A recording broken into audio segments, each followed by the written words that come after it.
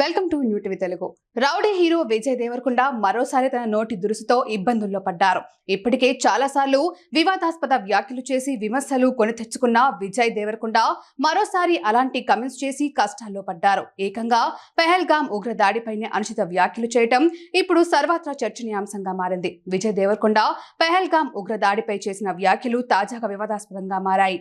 ఆయన వ్యాఖ్యలను జరిగిన సంఘటన తీవ్రంగా ఖండించాయి. ఈ మేరకు హైదరాబాద్లోని న్యాయవాది లాల్ చౌహాన్ పోలీసులకు ఫిర్యాదు చేశారు. ఆయనపై దేశద్రోహం కేసు నమోదు చేయాలన్నారు. పహల్గాం ఉగ్రదాడిపై విజయ్ దేవరకొండ మాట్లాడుతూ గిరిజనులు కించపరిచేలా వ్యాఖ్యలు చేశారని, ఆయనపై గిరిజన సంఘాలు తీవ్రమైన ఆరోపణలు చేస్తున్నాయి.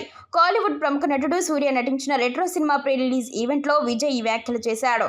ఈ కార్యక్రమంలో విజయ్ దేవరకొండ మాట్లాడుతూ పహల్గాం ఉగ్రదాడి వందల సంవత్సరాల క్రితం గిరిజన వర్గాల మధ్య జరిగిన ఘర్షణలు పోలి ఉన్నాయి. అసలు 500 సంవత్సరాల క్రితం గిరిజనులు కొట్టుకున్నట్లు వీళ్ళు బుద్ధి లేకుండా, కామన్ సెన్స్ లేకుండా పనులు చేస్తున్నారు అని విజయ్ దేవరకొండ అన్నారు.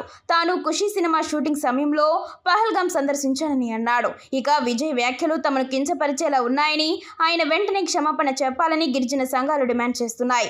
ఇక చౌహాన్ ఇచ్చిన ఫిర్యాదును స్వీకరించిన పోలీసులు చట్ట ప్రకారం చర్యలు తీసుకుంటామని అన్నారు. వీళ్ళు పాకిస్తాన్ వాళ్ళు వాళ్ళ మనుషులను చూసుకోలేక అక్కడ కరెంట్లు లేవు, నీళ్ళు లేవు, వచ్చి ఇక్కడ ఏం చేయాలని చూస్తున్నారో. ఇండియా పాకిస్తాన్ మీద అటాక్ చేయాల్సిన పనే లేదు. పాకిస్తాన్ వాళ్ళకే విరక్తి వచ్చి వాళ్ళ గవర్నమెంట్ మీద అటాక్ చేస్తారు. ఇట్లనే కంటిన్యూ అయితే అసలు 500 years బ్యాక్ ట్రైబల్స్ కొట్టుకున్నట్టు వీళ్ళు బుద్ధి లేకుండా, మినిమం కామన్ సెన్స్ లేకుండా చేసే పనులు.